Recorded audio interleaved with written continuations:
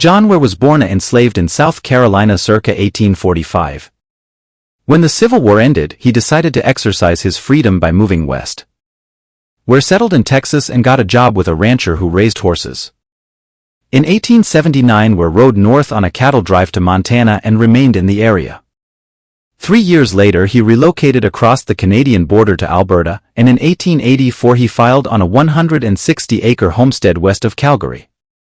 Ware raised a few cattle and supplemented his income by working as a hired hand for nearby ranchers, specializing in handling horses.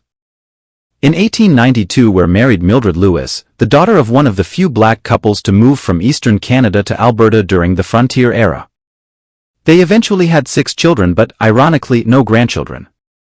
In 1900 they sold their ranch and bought another in eastern Alberta near the town of Brooks.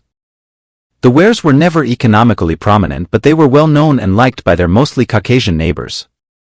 Mildred Ware died of pneumonia in early 1905 before reaching her 35th birthday. Her husband, who was about 60, died a few months later, on September 12, 1905, when the horse he was riding stepped into a hole, threw him, and landed on top of him. Both of their funerals were attended by many of their white friends who respected them as good neighbors on the rugged Canadian frontier.